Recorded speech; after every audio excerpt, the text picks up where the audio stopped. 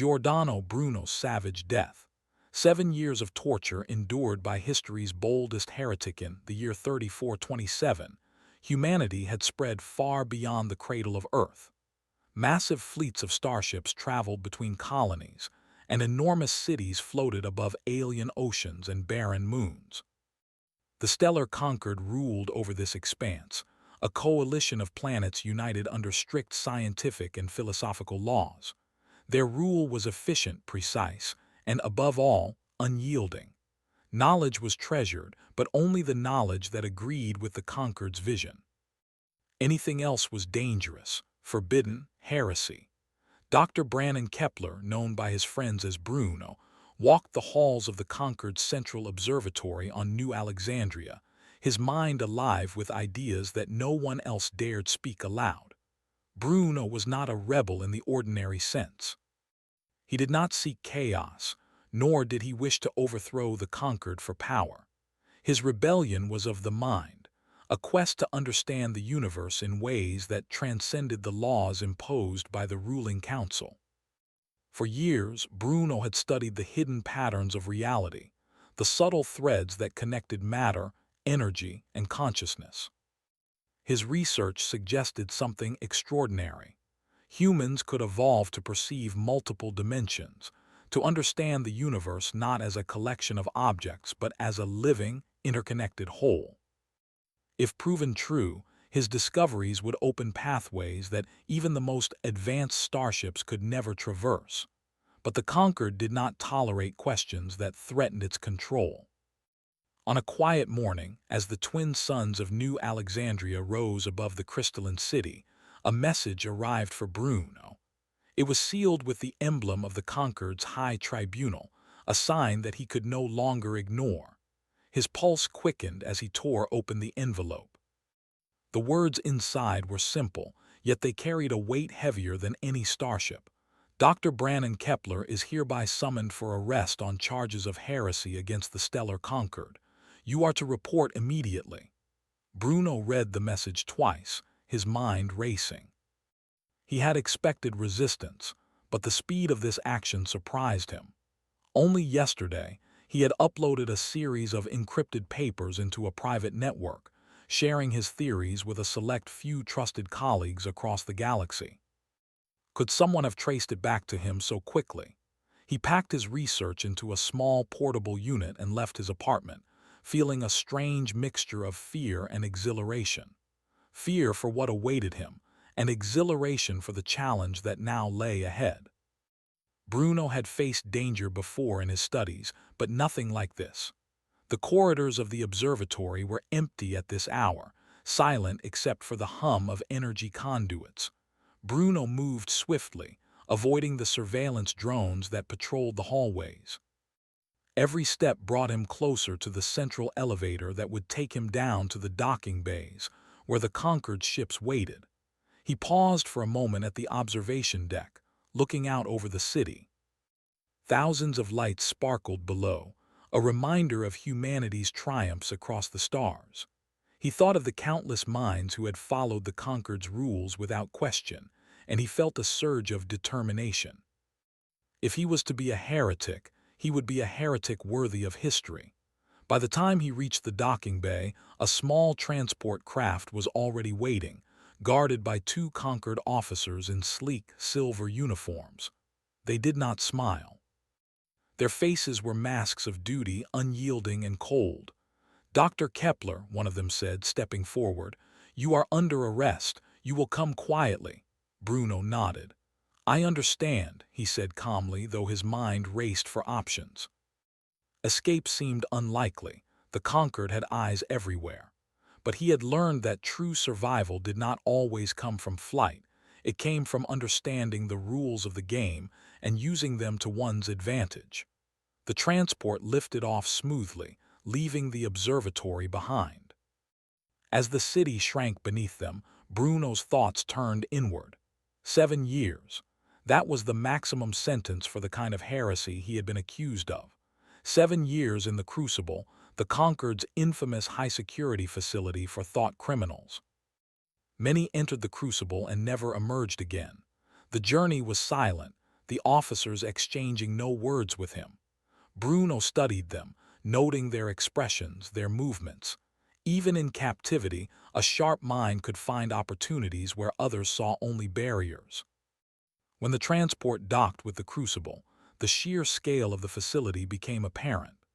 Towering walls of reinforced alloys stretched into the sky, and energy fields shimmered across the gates, creating an almost ethereal barrier. Machines hummed inside, monitoring every motion, every thought. The crucible was not a prison in the conventional sense. It was a laboratory of control, designed to test and break the human mind. Bruno was led into a chamber where he would be held for the initial examination. The room was stark, white, and devoid of comfort.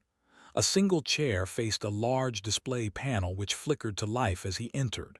"Dr. Kepler," a calm, synthetic voice intoned, "you are about to undergo the initiation phase.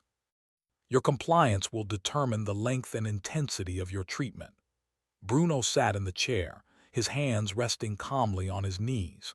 The voice continued, explaining the procedure: sensory recalibration, memory analysis, and neural alignment tests. In simpler terms, the conquered would attempt to map his mind, probing for weaknesses, fears, and contradictions. Every thought could be used against him. The first session began. Bright lights, strange sounds, and subtle vibrations filled his senses. The room seemed to dissolve, and for a moment Bruno felt as if he were floating in an endless void. The machine scanned, analyzed, and recorded every neural pattern, but Bruno was prepared. He had trained his mind to resist external control, practicing meditation and mental exercises for years. He focused on a single image, the light of a distant star, constant and unwavering. He recited formulas in his head, ran thought experiments, and wove intricate mental defenses. The machines could probe, but they could not capture the essence of a mind that refused to yield. Hours passed, though Bruno lost track of time. When the session ended, he felt exhaustion ripple through him, but also a strange sense of triumph. The machines had learned nothing of his deepest thoughts, and he had survived unbroken. In the following days, Bruno began to study the crucible from within. The guards were precise, almost robotic, but patterns emerged. Shift changes, surveillance blind spots, and maintenance schedules, all could be mapped. He recorded everything in his mind, creating an invisible blueprint of the facility. But the crucible was relentless. Weeks turned into months. The conquered introduced new methods of control: isolation chambers, hallucinogenic stimuli, and simulations that forced him to relive his deepest fears. They tested his loyalty, his courage, and his resolve. Yet with each trial, Bruno grew stronger. He discovered that adversity sharpened the mind, and that the human spirit could endure more than anyone imagined. Outside the walls of the crucible, whispers of Bruno's genius began to spread. Other prisoners, inspired by tales of his intellect and courage, found hope. Scholars in distant colonies debated his theories, hidden from the conquered's prying eyes. A network of minds, connected by secrecy and curiosity, began to form. Bruno, though imprisoned, had sparked a movement. One evening, as he sat in the dim glow of the examination chamber, Bruno allowed himself a small smile. The conquered believed they had captured a heretic, a dangerous mind to be broken. Yet in truth, they had only created a beacon. Every attempt to control him had only amplified his ideas, strengthened his resolve, and inspired others to question, to explore, to dream. Bruno closed his eyes, feeling the weight of the coming years. 7 years of isolation, torture, and trials awaited him. But he no longer feared them. He had faced the unknown before, and he had learned a truth the conquered could not understand. Human ingenuity, courage, and the will to survive could transcend even the most advanced forms of control. In that moment, Bruno vowed to endure, to resist, and to leave a mark that would echo across the stars. The stellar conquered might control bodies and machines, but it could not cage the human mind. And Bruno Kepler, history's boldest heretic, would prove it. The crucible's doors closed around him, the hum of machinery growing louder, and Bruno's journey of 7 years of endurance, intelligence, and defiance began. The first year in the crucible passed with a slow, deliberate cruelty. Every day was measured, precise, and designed to test the limits of the human mind. Bruno Kepler, though physically confined, refused to allow the conquered to dictate his inner world. Each day he awoke, the white walls of his cell reflected the faint glow of energy fields. The room contained only the bare necessities, a resting platform, a small sanitation unit, and the ever-present monitoring devices. The conquered called these obedience chambers, but Bruno thought of them as laboratories of survival. The machines tracked his every heartbeat, every neural pulse. Any deviation from expected behavior would trigger recalibration, sessions designed to rewrite thought patterns. Yet Bruno found ways to endure. He had studied meditation, memory exercises, and complex mental puzzles. Every day, he practiced them, building mental fortifications that could withstand even the most invasive conquered technologies. The first major trial came in the form of the neurosimulation matrix. This device could project a person's deepest fears into a vivid, interactive experience. Bruno was strapped into the matrix, electrodes tracing patterns across his temples, while the system accessed every memory and emotional thread he possessed. Immediately, he was transported into a vision of his childhood. He saw Earth as it had been centuries before, oceans teeming with life, skies thick with storms, cities vibrant with energy. But the image warped quickly, turning bleak. His family, colleagues, and friends appeared, accusing him of betrayal, calling him a fool, a heretic, a danger to humanity. Machines whispered lies in every language, designed to break his will. Bruno's first instinct was panic, but then he remembered the principle that had guided him through every challenge. Understanding your enemy gives you power over it. The matrix was a mirror of his mind. It could only manipulate him if he let it. Slowly, he focused on the pattern beneath the chaos, the unchanging logic of reality, the mathematical structures that governed even fear and hallucination. With each breath, he unraveled the illusions, seeing them for what they were, artificial projections. By the time the session ended, Bruno felt not fear but clarity. He realized that the crucible did not just test the body, it tested the mind, pushing prisoners to discover strength they had never known. Months turned into years. Each year, the conquered escalated their methods. There were trials that targeted perception, presenting impossible scenarios where time seemed to loop endlessly. There were moral challenges, forcing prisoners to choose between imaginary loved ones and their own survival. Yet Bruno adapted to every test, learning the rhythm of the machines and the logic of the conquered's methods. One of the most dangerous devices was the sensory deprivation grid. For weeks, Bruno existed in near-total darkness, sound reduced to near silence, and all tactile sensation eliminated. The human mind, isolated for such long periods, could deteriorate rapidly, inventing fears and hallucinations that became as real as the cell walls themselves. But Bruno used the time differently.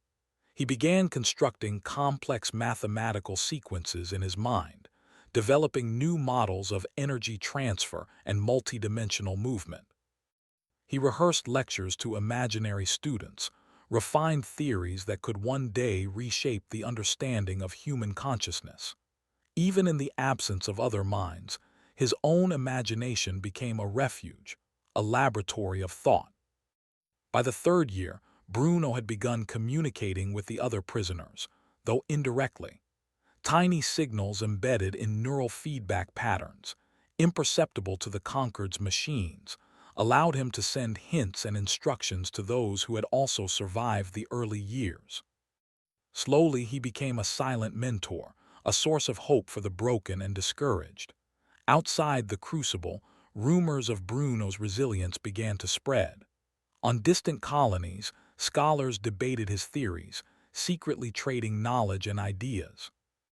Some even began their own research inspired by the heretic, challenging the conquered's orthodoxy without ever meeting him.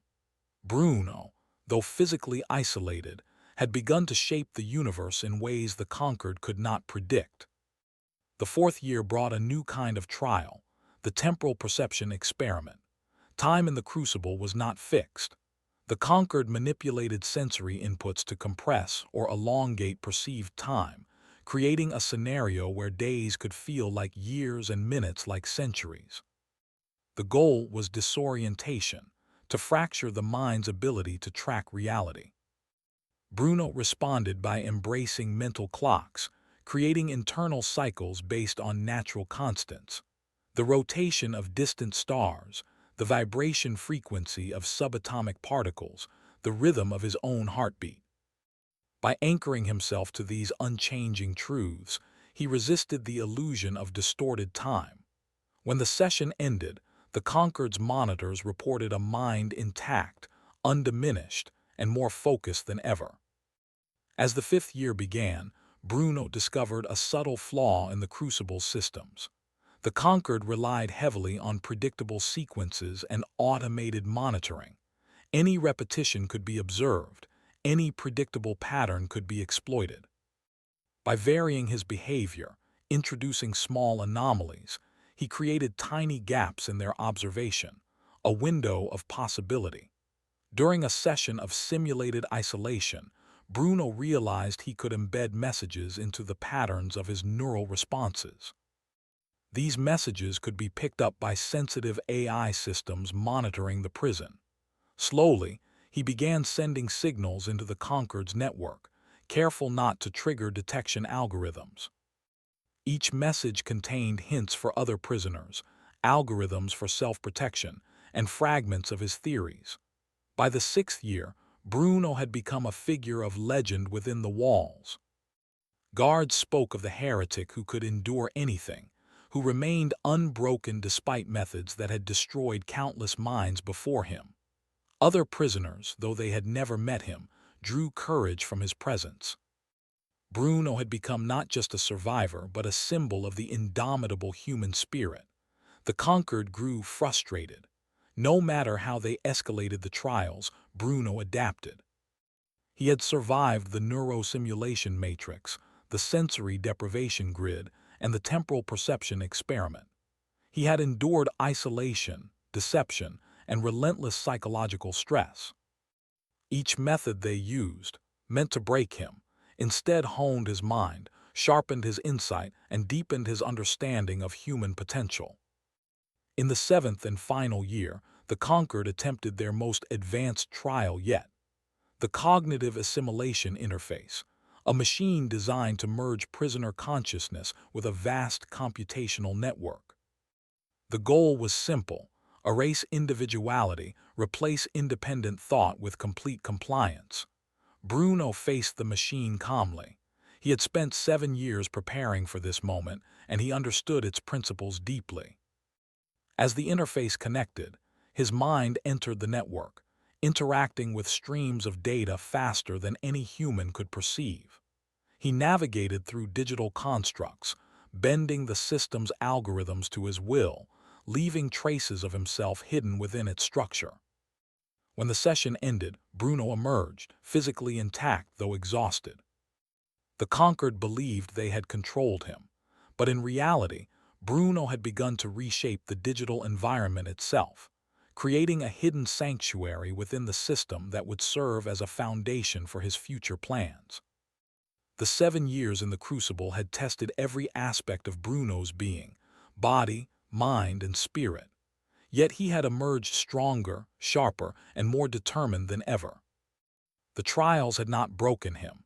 They had revealed what it truly meant to be human, to endure, to adapt, and to rise above even the most sophisticated attempts to suppress genius. And though he remained imprisoned, Bruno knew that the universe beyond the crucible still awaited him. The stars, the colonies, and the minds of humanity themselves were his canvas. The conquered had attempted to erase a heretic, but they had instead given birth to a symbol. Bruno Kepler, the boldest mind of his age, had survived. From within the walls of his cell, he began to plan. Not an escape yet, not yet, but the first steps toward freedom. The crucible had shown him the limits of the conquered's control, and he intended to push beyond them. Humanity had endured countless challenges across the stars, and he would prove that the human mind could endure anything, even the calculated cruelty of the stellar conquered. Bruno closed his eyes, feeling a quiet surge of determination. The end of his trials was only the beginning of his journey. 7 years of survival had forged a mind capable of reshaping the galaxy. And Bruno, history's boldest heretic, would ensure that humanity's potential was no longer confined by fear, dogma, or tyranny. Bruno Kepler had survived 7 years in the crucible. His body was thin, scarred from countless trials, and his skin bore the marks of neural calibration devices. Yet his mind was stronger than ever, a precise instrument honed by years of isolation, challenge, and observation. He had learned the rhythm of the crucible, the limitations of its machines, and the predictable patterns of its guards. What others saw as a prison, he saw as a map, a puzzle to solve. The idea of escape was no longer mere fantasy. Bruno understood that he could not fight the conquered directly. Their fleets were vast, their surveillance total.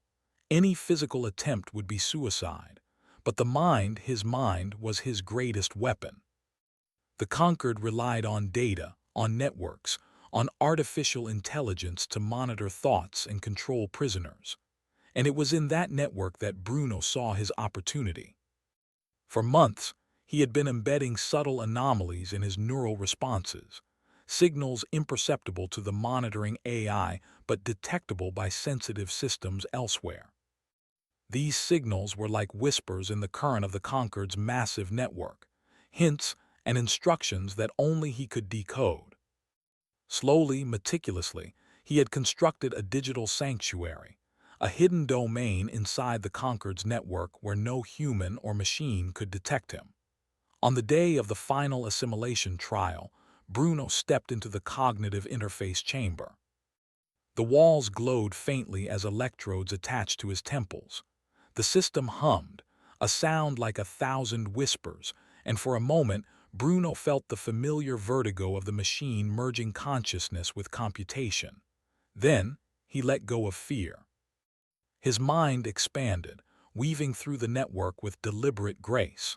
Streams of data flowed around him like rivers of light. The algorithms designed to control him became pathways. The matrices meant to erase his individuality became tools.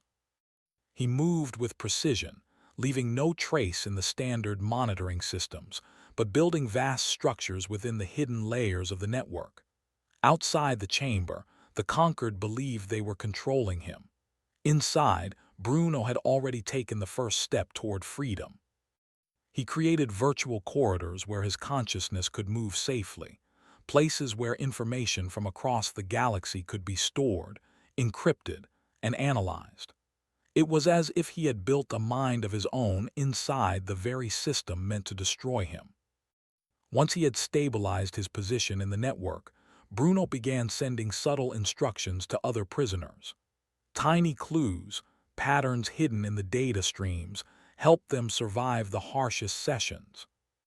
Some prisoners, too weak to resist physically, were guided by Bruno's signals. He became an unseen mentor, a silent guardian. Months passed. Bruno's knowledge of the conquered systems grew exponentially. He learned how to manipulate security routines, how to divert monitoring AI, and how to reroute critical communications. He discovered vulnerabilities in Starship docking protocols, energy shielding networks, and even planetary surveillance grids. Every discovery was a seed, every signal a potential pathway to human freedom. Yet Bruno was careful. He did not act recklessly. He understood that one mistake could erase him completely from the network, or worse, Allow the conquered to trace his mind and punish him in ways no one could survive. Every step was measured, every action deliberate. Survival required patience. Outside the crucible, the galaxy was changing. Scholars, inspired by whispers of Bruno's resilience, had begun forming secret networks. Hidden laboratories appeared on remote moons and unregulated planets, where thinkers and inventors experimented with ideas the conquered had forbidden. Humanity was beginning to stir, awakening from a long period of enforced conformity. By the fifth year, Bruno had accomplished something remarkable. He had begun to influence events beyond the walls of the crucible. Plans for new technologies, methods of communication, and ways to subvert conquered authority flowed from his mind into the secret networks. He was no longer a prisoner. He was a node of resistance, a catalyst for a movement that would reshape human civilization. But the conquered was relentless. They began introducing adaptive AI supervisors, machines capable of predicting neural anomalies and correcting deviations. Bruno had anticipated this, and yet the challenge sharpened him further. Using predictive modeling, he created counter-algorithms within the network, turning the AI's calculations into tools to mask his presence. He could move unseen, manipulate systems remotely, and prepare the foundations for a physical escape when the time was right. In the sixth year, Bruno encountered a new threat, a fellow prisoner who had been broken by the conquered. The man was desperate, dangerous, and untrustworthy. He recognized some of Bruno's signals and attempted to manipulate them for his own survival. Bruno could have eliminated him from his mental network, but he chose a different path. Instead, he guided the man, slowly restoring his will and intelligence. This became a lesson in the power of humanity. Even in despair, minds could recover, adapt, and contribute to something greater. As the seventh year began, Bruno's preparations reached their climax. He had mapped every system of the crucible, every flaw, every weakness, and every hidden pathway. He had constructed digital copies of critical data, redistributed knowledge across distant colonies, and ensured that his survival would no longer depend solely on secrecy. The plan was simple but elegant. He would not escape physically immediately. He would first create a ripple in the conquered systems, a subtle disruption that would cause confusion, misdirection, and delay. While the conquered investigated, he would move through the network to bypass security nodes, eventually gaining access to docking bays and starships without detection. The day arrived. Bruno entered the interface chamber one final time for the assimilation procedure. As the electrodes engaged, he allowed his consciousness to spread, touching every node, every pathway, every fragment of the network he had secretly constructed. The conquered supervisors believed they were assimilating him completely, controlling his mind, but Bruno's presence had already dispersed into the hidden layers. He activated the first phase of his plan. Alarms went off in remote sections of the facility. Starship docking sequences were scrambled. Energy shields flickered unpredictably. The conquered technicians scrambled to contain the anomalies, unaware that they were already following Bruno's design. From within the network, Bruno guided a hidden vessel through maintenance tunnels, bypassing checkpoints and automated defenses. The ship's AI, programmed to obey any command from the network, responded only to his instructions. As the vessel lifted off from the crucible, Bruno felt a surge of triumph. He was free, not through brute force, but through the power of intellect, foresight, and human determination. Yet the journey was only beginning. Outside the walls of the crucible, the galaxy waited, full of challenges, opportunities, and mysteries. Bruno had survived the most extreme tests the conquered could devise, but the real work was ahead. Uniting scattered minds, sharing forbidden knowledge, and demonstrating the boundless potential of humanity. The ship traveled in silence, through the darkness of space, its trajectory plotted by Bruno's careful calculations. He monitored signals from other secret networks, ensuring that colonies inspired by his ideas were secure and continuing their work. Every success, every spark of innovation was a victory against oppression. Bruno reflected on what he had learned in the crucible. The human mind, when honed and disciplined, could endure unimaginable trials. Courage was not the absence of fear but the mastery of it. Creativity and intelligence could outmatch even the most advanced technology.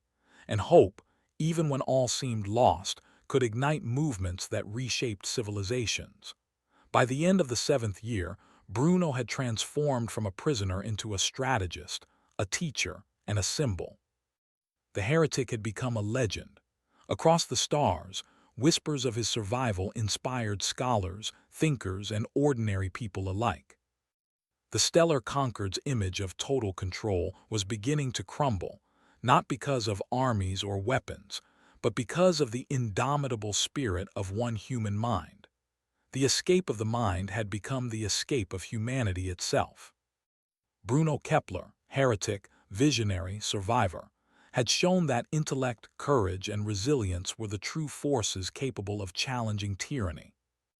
And as he charted a course through the galaxy, his mind alive with new plans and possibilities, he knew that the story of human ingenuity was only just beginning. Bruno's journey had not ended. It had merely entered a new phase. The Conquered had tested him, and he had survived. Now, it was time to lead humanity toward its next great horizon, proof that no machine, no system, and no authority could ever contain the limitless potential of a determined human mind. Bruno Kepler's journey through the galaxy had begun with subtlety. Though he had escaped the crucible, he knew the stellar Concord's eyes were everywhere. Their fleets, their monitoring satellites, and their agents spread across dozens of star systems. One misstep, and all the progress of 7 years could vanish. He traveled in silence, piloting his small vessel through uncharted sectors, relying on calculations, instinct, and an intimate understanding of galactic networks he had built from within the Conquered systems. Yet even in solitude, Bruno was not alone. Across the galaxy, scattered pockets of humanity had begun to respond to his influence. Hidden laboratories hummed with experiments once forbidden. Scholars decrypted fragments of his messages, discovering new principles of energy, consciousness, and technology. Colonists who had once lived in fear were starting to question authority, to innovate, to create. The heretic's mind had become a beacon. Months into his travels, Bruno contacted the first sympathetic leaders of these hidden networks. The transmissions were encrypted and routed through multiple planetary systems, impossible for the Conquered to trace. In every message, Bruno shared knowledge, not just of technology, but of philosophy, of courage, and of the potential locked within the human mind. He urged them to collaborate, to form federations of free thought, and to prepare for the day when humanity would step fully into its own power. Despite his successes, Bruno knew the Conquered would retaliate. Their fleets moved silently through the sectors he passed. He observed them from orbit, analyzing patrol patterns, studying supply routes, and predicting their strategies. The Conquered's power was formidable, but it relied on uniformity, on predictability. And Bruno had learned that the human mind, flexible and inventive, could outmaneuver even the most advanced systems. In the 2nd year of his freedom, he orchestrated his first direct intervention. A colony on the distant moon of Valthuria was under threat. The Conquered intended to seize control, claiming the planet's natural resources. Bruno guided local engineers to build defensive systems, rerouted communications to create confusion, and even remotely manipulated the Conquered's monitoring satellites, giving the illusion that reinforcements were arriving. The Conquered's forces hesitated, and the colony survived. It was a small victory, but a proof that human ingenuity, guided by courage and knowledge, could defy the greatest powers. With each success, Bruno's reputation grew.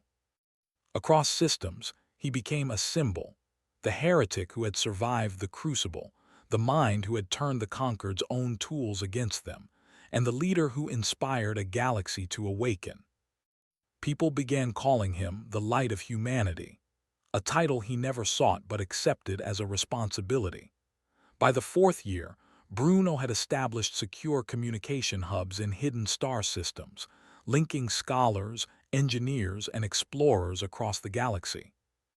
These hubs shared knowledge of faster-than-light travel improvements, renewable energy systems, and advanced life support technology.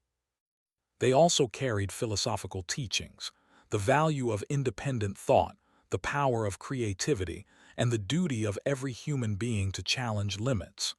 The conquered, meanwhile, grew desperate. Their agents spread across the galaxy, hunting for the heretic, trying to isolate colonies and suppress the growing networks of innovation. Yet Bruno anticipated every move. He had already built contingency plans, decoys, encrypted communication channels, and hidden safe havens. No matter how the conquered attacked, humanity had already begun to adapt and evolve. In the fifth year, Bruno decided it was time to expand his influence further. Using his understanding of multidimensional physics, he developed a system to transmit information faster than conventional communication could allow. This allowed him to coordinate efforts across star systems in real time, guiding engineers to prevent disasters, assisting colonies in development, and ensuring the survival of knowledge. It was as if humanity had suddenly become a single, connected mind, capable of acting in harmony despite the vast distances between them. One of the greatest challenges arose on the planet Aurinia. The conquered had sent a fleet to suppress a colony that had begun producing independent energy systems. Bruno's strategy was brilliant in its simplicity. Instead of confronting the fleet directly, he created a simulated threat using remote holographic projectors and satellite interference. The fleet, believing an entire armada was waiting, withdrew without firing a single shot. The colonists were safe, their systems intact, and the event became a lesson in human creativity and strategy. By the sixth year, Bruno's work had transformed the galaxy. Federations of free thought had begun to replace conquered controlled territories. Education systems emphasized creativity, problem-solving, and independent thinking. Technology flourished as engineers experimented without restriction. The human race, once bound by dogma and fear, had begun to thrive as never before. Bruno, however, did not stop. He continued to explore new frontiers of thought and technology. He experimented with ways to enhance human perception, allowing minds to interact with higher dimensional concepts and energy forms. He helped colonies develop sustainable ecosystems, ensuring that humanity's growth would not destroy the planets they inhabited. Everywhere he went, he left the tools for others to follow, for people to rise beyond the limitations of their circumstances. In the seventh year, Bruno returned to the edge of the conquered central systems. He did not come to fight directly, but to demonstrate that the conquered's claim of control was an illusion. He broadcast messages of hope, intelligence, and courage to all human-settled worlds. His words reminded people that true power lay not in fleets, armies, or control systems, but in the human mind. The conquered attempted one final strike, sending a massive fleet to intercept him. Bruno, however, had already anticipated this move. Using his network, he redirected the fleet's sensors, rerouted communications, and allowed the vessels to drift harmlessly past colonies. The conquered's power, once absolute, was now irrelevant against the ingenuity, courage, and foresight of a single human mind guiding an awakened species. In the aftermath, humanity celebrated. Across the stars, colonies declared autonomy. Scholars and engineers collaborated freely. Art, science, and philosophy flourished in ways that the conquered had never imagined. The galaxy, once controlled by fear and rigidity, had become a place of exploration, creativity, and freedom. Bruno Kepler became a legend, not just for surviving the crucible, but for proving what humanity could achieve when its spirit, intellect, and courage were unleashed. His journey showed that no authority, no machine, and no system could suppress the human mind when determination, ingenuity, and hope guided it. In the final scene, Bruno stood on a distant world, observing the stars. Children played nearby, learning, experimenting, dreaming. Scholars discussed theories that would one day expand humanity's reach even further. And Bruno, heretic, survivor, visionary, smiled quietly. The crucible had tested him, the conquered had tried to break him, but humanity had endured and had risen to heights beyond imagination. The galaxy had witnessed the triumph of human courage and intellect. Bruno's work was far from finished, but the foundation was laid. A civilization no longer constrained by fear, guided by the indomitable power of the human mind, and inspired by the story of one bold heretic who refused to be broken. And so, humanity thrived.